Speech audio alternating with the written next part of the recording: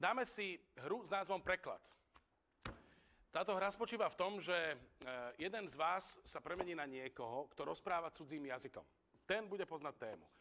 A k tomu ešte priradíme jedného prekladateľa. Ale toho prekladateľa v tomto momente pošleme dozadu.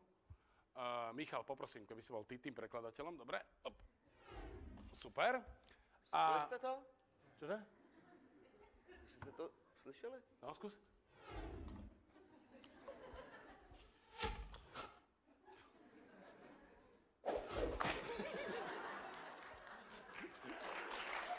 OK. A Igor, ty buď teda tým človekom, čo bude rozprávať cudzím jazykom, dobre? Michal, Já si to dám takhle na uši, jo? No. A chode na chvíľočku von, ale aby sme ťa našli ešte, no. Aký cudzí jazyk to má byť? Dozvieš sa. Etiópsky veliteľ. Netuším, ale som zvedavý. Na vojenskej základni vysvetľuje vojakom, ako vyvolať strach u nepriateľa zastrašovacím pokrikom.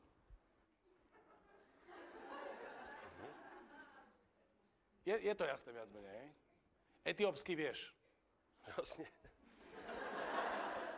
Ty ne? Nie je o čom, tým pádom. Začíname hrať hru s názvom Preklad, kde Michal, ty si prekladateľom. Teraz. Tokalabamba. Nikandelgal. Dobrý večer. Alemdamalakandia. Mula. Dobrý večer. Já jsem rád, že na této prezentaci jste přijeli i vy. Hundilandi. Ninglamba, Nungudi. Duga.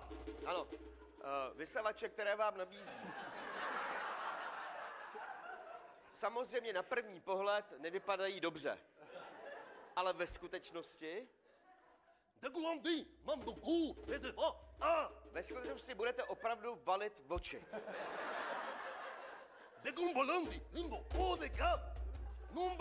Ano, na rozdíl od normálního vysavače my držíme ten přístroj, kdežto hadici... Nundalamba. Ganda di numbalamba.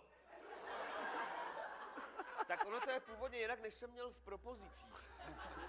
Je to jinak. Takže tu hadici strčíme tedy do toho otvoru. Namdiombu. Do jeho... Manda. Ano, do jeho otvoru, že mu takhle polezou oči. Digundamdi. Ano. A majitel vysavače bude volat. Digundamba. Ila nundu. Ano. Ano. A majitel si teda klekne a uchopí do pravé ruky. Mundijo.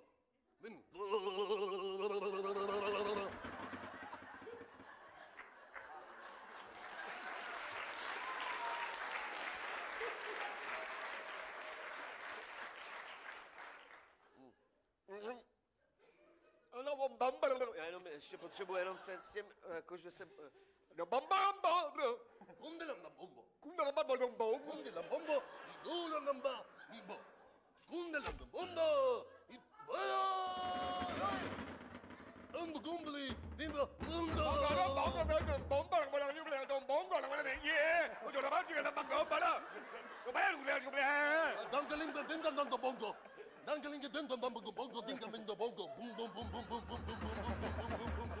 Prosím vás, tak ono to je jinak, on to všechno zapomněl na hotelu, takže dneska vám vlastně nabízí jenom ty bonga, které přivezl, že se budete hrát na ty bonga. Dongalimba bum bum di gangalimba bum